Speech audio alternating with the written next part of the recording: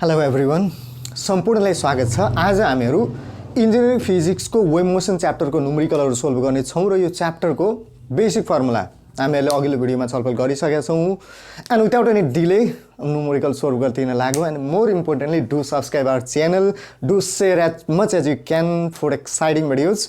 And now here we have a question number 1. The speed of a transverse wave on a string is 170 meter per second when the string tension is 120 Newton.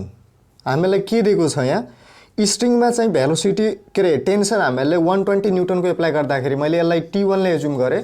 120 newton चाहिँ स्ट्रिङमा tension हुँदाखेरि speed कति छ त वेभको, मैले त्यसलाई V1 ले assume गरेँ। कति दिएको छ हामीलाई 170 मिटर पर सेकेन्ड दिएको छ। त्यसै गरी to what value must the tension be change. अब यो टेन्सन चाहिँ हामीले चेन्ज गरेर कति बनाउनु पर्ला त्यही निकाल्न सोधेको हामीलाई।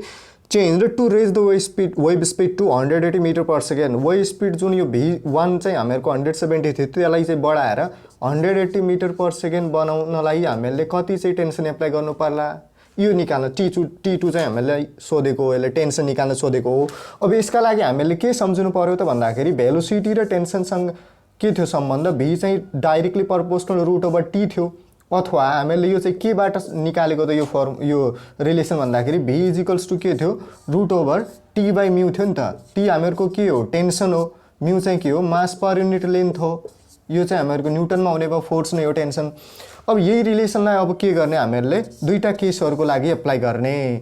त के लेख्न पायो त भन्दाखेरि V2 by V1 equals to root over T2 by T1 भयो।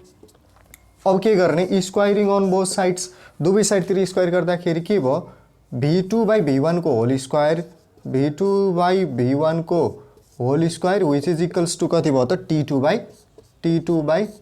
T1 भयो। This implies T2 is equals to कति आयो त V2 बाई V1 को होल स्क्वायर इन्टु T1 आयो नि त, which is equals to V2 हामीलाई कति दिएको छ, भ्याल्यु सब्स्टिट्युट गरिदिने 180 दिएको छ। त्यसै गरी V1 कति दिएको छ, 170 दिएको छ को होल स्क्वायर। अब जम्मै यसमा हामीलाई एसआई युनिटमै दिएको छ, चेन्ज गरेर राख्नु परेन। इन्टु T1 कति छ, 120 छ। र यसलाई सोल्भ गर्दाखेरि कति आउँछ त 135 न्युटन आउँछ, 135 न्युटन। र यो नै यसको आन्सर हो। त्यसै गरी क्वेसन नम्बर 2 हेरौँ। हामीलाई क्वेसन नम्बर 2 मा के सोधेको छ त भन्दाखेरि a source of sound as a frequency 512 hertz and amplitude of 0.50 centimetre. Calculate the energy flow across a square of unit area per second. The velocity of sound in air is 332 metre per second and density of air is 1.29 kg per cubic metre. त यहाँ हामीलाई सुरुमा चाहिँ हामीले given कुराहरू लेखौँ। Frequency दिएको छ हामीलाई 512 हर्ज दिएको छ, 512 हर्ज दिएको छ। त्यसै गरी एम्प्लिट्युड दिएको छ हामीलाई स्मल ए ले चाहिँ मैले त्यसलाई डिनोट गरेँ, 0.50 सेन्टिमिटर दिएको छ। Calculate the energy flow across, energy flow हामीलाई के सोधेको छ, energy flow across a square of unit area per second भन्छ। यो चाहिँ हामीहरूको के सोधेको त E/AT निकाल्न सोधेको हो के। यो E/AT भन्नु हामीलाई अर्को शब्दमा के नि भन्न पायो त, इन्टेन्सिटी नै भन्न पायो यसलाई। आईले जसले चाहिँ हामीलाई आईले डिनोट गरेको थियौँ। अब यहाँ velocity of the sound in air, velocity दिएको छ V इजिकल्स टु एयरमा के अरे साउन्डको भेलोसिटी 332 मिटर पर सेकेन्ड। त्यसै गरी डेन्सिटी दिएको छ, मैले रोले डिनोट गरेँ त्यसलाई, कति दिएको छ त 1.29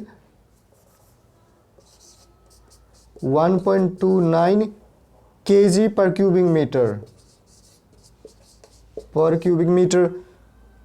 सोधेको के हो हामीलाई, energy flow across a unit per square unit per second सोधेको, अर्थात् इन्टेन्सिटी सोधेको।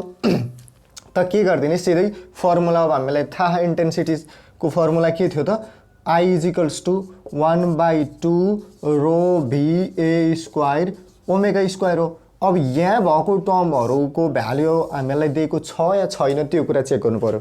रो दिएको छ, रो दिएको छ, V छ, V नि दिएको छ, A नि दिएको छ, त ओमेगा दिएको छैन। ओमेगाको सट्टा हामीलाई के दिएको छ त, फ्रिक्वेन्सी दिएको छ। र हामीलाई थाहा छ ओमेगा इजिकल्स टु के हुन्छ, 2 पाई एफ हुन्छ र भ्याल्यु सब्स्टिट्युट गर के अरे त्यो सब्स्टिट्युट गरिदिउँ भ्याल्यु 1/2 रो भी ए स्क्वायर ओमेगा स्क्वायर भन्ने बित्तिकै कति भयो त omega square is equals to कति भयो 4 पाई स्क्वायर एफ स्क्वायर भयो र यो 4 ले तल 2 काटिएर अथवा पछि अर्को स्टेपमा लेखौँला त्यो 4 पाई स्क्वायर एफ स्क्वायर भयो विच इज इक्वल्स टु 2 ले 2 काटियो 2 रो भी ए square pi square f square आयो। अब सीधै भ्याल्यु सब्स्टिट्युट गरिदिने कति आयो त इज इक्वल्स टु 2 × 0 1.29 रोको भ्याल्यु भयो इन्टु भी को भ्याल्यु हामीलाई कति दिएको छ त भेलोसिटी 332 मिटर पर सेकेन्ड दिएको छ इन्टु ए स्क्वायर भन्ने बित्तिकै 0.50 सेन्टिमिटरमा दिएको छ। मैले त्यसलाई मिटरमा कन्भर्ट गर्नलाई -2 ले मल्टिप्लाई गरेर त्यसको स्क्वायर हो इन्टु पाई स्क्वायर भइहाल्यो pi square into F square चाहिँ कति हो त 512 को स्क्वायर हो विच इज इक्वल्स टु कति आउँछ त यसको answer 55403.53 joule per metre square per second यति नै यसको आन्सर हो। अब क्वेसन नम्बर 3 हेरौँ। क्वेसन नम्बर 3 मा हामीलाई के सोधेको छ त भन्दाखेरि a source of sound has a frequency of 256 hertz. हामीलाई पहिला दिएको कुराहरू लेखौँ। एफ कति दिएको छ हामीलाई 256 हर्ज दिएको छ हो। त्यसैगरी एम्प्लिट्युड दिएको छ मैले त्यसलाई ए ले स्मल ए ले चाहिँ डिनोट गरे 0.50 सेन्टिमिटर दिएको छ। Calculate the energy flow across a square centimetre per second दिएको छ।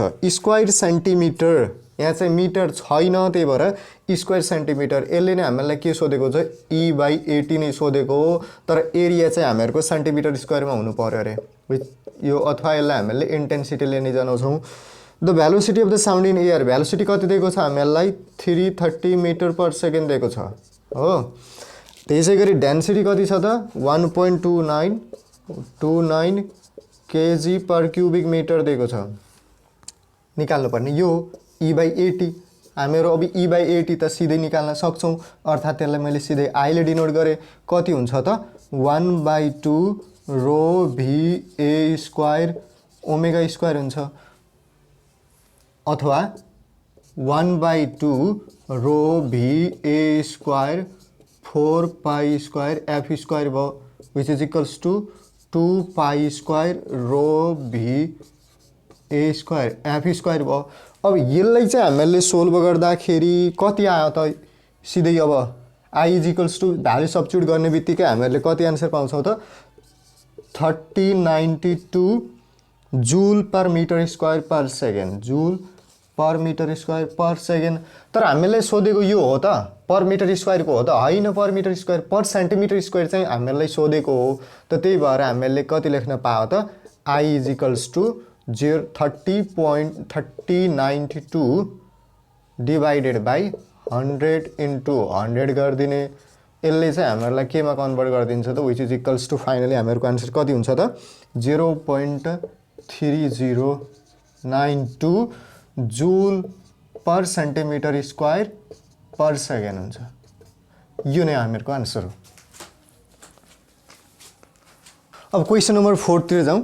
क्वेसन नम्बर 4 मा हामीलाई के सोधेको छ त भन्दाखेरि if the intensity of seismic wave is 1.0 × 10⁶ watt per metre square at 100 kilometre from the source what is the intensity 400 kilometre from the source भनेपछि हामीलाई यहाँ दुईटा केसहरू अप्लाई गर्नु पर्यो। सुरुको केसमा हामीलाई के दिएको छ त इन्टेन्सिटी दिएको छ मैले त्यसलाई I1 ले डिनोट गरेँ कति दिएको छ त हामीलाई 1 × 10⁶ 1 × 10⁶ वाट पर मीटर स्क्वायर दिएको छ हो। एट अ डिस्टेन्स कति छ 100 किलोमिटर छ मैले त्यसलाई R ले एज्युम गरेँ 100 kilometre 100 × 10⁻³ metre from the source what is the intensity 400 kilometre. अब अर्को योलाई मैले R1 ले R2 चाहिँ कति दिएको छ त 400 किलोमिटर भनेपछि 400 × 10⁻³ मिटर भयो। के निकाल्न सोधेको छ I2 सोधेको छ। अब हामीलाई के थाहा त इन्भर्स स्क्वायर ल थाहा इन्भर्स स्क्वायर ल के भन्छ त इन्भर्स स्क्वायर ल भन्दाखेरि I चाहिँ inversely proportional to R square. त हामीले यहीबाट के गरिदिने सिधै रिलेसन निकाल्ने के हुन्छ त रिलेसन भन्दाखेरि I2 by I1 is equals to R स्क्वायरसँग चाहिँ इन्भर्सली प्रोपोर्सनल छ भनेपछि R1 by R2 को होल स्क्वायर हुने भयो which is implies I2 is equals to I1 into R1 by R2 को होल स्क्वायर भयो। भ्याल्यु सब्स्टिट्युट गरिदिउँ। अब सबै हामीले एसआई युनिटमा कन्भर्ट गरिसकेका छौँ। 1 into 10 to the power 6 1 into 10 to the power 6 1 into 10 to the power 6 into R1 by R2 मैले यो 10 to the power 3 10 to the power काटियो सिधै के गरे 100 डिवाइडेड बाई 400 को स्क्वायर गर्दाखेरि कति आयो यसको आन्सर I2 को भ्यालु हामीलाई 6.2 into 10 to the power 4 watt per metre square यो नै यसको आन्सर हो। अब त्यसै गरी क्वेसन नम्बर 5 हेरौँ। क्वेसन नम्बर 5 मा हामीलाई के सोधेको छ त a rod vibrating at 12 hertz generates a harmonic waves with amplitude of 15 millimetre. Given कुराहरू के छ 12 हर्ज भनेपछि यो फ्रिक्वेन्सी दिएको हो एफ इज इक्वल्स टु कति 12 hertz generates harmonic waves with amplitude कति दिएको छ 15 millimetre 15 into 10 to the power minus 3 meter in a string of the linear mass density लाई हामीले म्यू ले डिनोट गर्छौं which is equals to कति दिएको छ त 2 ग्राम पर मिटर दिएको छ 2 into 10 to the power minus 3 kg per meter भयो। if the tension the string is कति त टेन्सन 15 न्यूटन स्ट्रिङमा कति छ रे tension 15 newton what is the average power supplied by the source सोर्सले चाहिँ सप्लाई गर्ने पावर एभरेज पावर कति हुन्छ त्यो क्याल्कुलेट गर्न सोधेको छ। हामीले चाहिँ त्यो न्युमेरिकल के रे बेसिक फर्मुलाहरुको डिस्कसनमा चाहिँ हामीले एउटा कुरा के थप गरेको थियो त भन्दाखेरि इन्टेन्सिटी इज इक्वल टु के हुन्छ हामीलाई थाहा 1/2 rho v a square omega square हुन्छ हो। तर पावर के रे power supplied by the source कति हुन्छ त 1/2 रो को सट्टा म्यू लिने v a square omega square. यहाँ हामीले डेन्सिटी अफ एयर लिएका थियौं यहाँ चाहिँ के हुने भयो लिनियर मास डेन्सिटी हुने भयो स्ट्रिङको मात्र त्यति फरक गर्ने। अब यहाँ हामीलाई यो टर्महरुको भ्यालु दिएको छ या छैन त्यो कुराहरु चाहिँ हामीले ख्याल गर्नु पर्यो। म्यू दिएको छ v दिएको छ त छैन a दिएको छ ओमेगा पनि दिएको छैन त ओमेगा इज इक्वल्स टु हामीलाई थाहा 2 पाइ f हो। त्यसैगरी v इज इक्वल्स टु अब के को टर्ममा यहाँ अरु कुनै क्वान्टिटीहरु छ र t र म्यू दिएको छ भनेसी √t बाइ म्यू लेख्न पायो v को सट्टा t बाइ म्यू लेख्न पायो। र फाइनली हामीले चाहिँ p इज इक्वल्स टु कति हुने भयो त p is equals to 1/2 mu v को सट्टा हामीले के लेख्यौं √t by mu √t by mu भयो अनि a स्क्वायर भयो ओमेगा स्क्वायर भन्नु 4 पाइ स्क्वायर f स्क्वायर भयो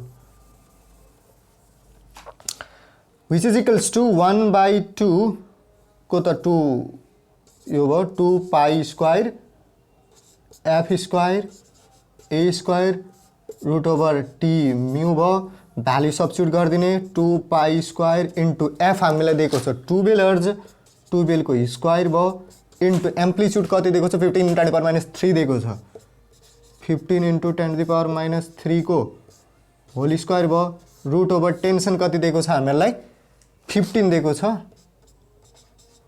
इन्टु म्यू कति छ त 2 × 10⁻³ छ 2 × 10⁻³ छ। अब यसलाई क्याल्कुलेटरमा सोल्भ गर्दाखेरि सिधै कति आउँछ त आन्सर 1.11 इन्टु 10⁻³ वाट आउँछ यो नै हामीहरुको रिक्वायर्ड आन्सर हो। अब क्वेशन नम्बर 6 हेरौं। 6 मा हामीलाई के सोधेको छ त भन्दाखेरि र यो क्वेशन चाहिँ हामीहरुको 2078 पौष को ब्याकमा सोधेको क्वेशन हो।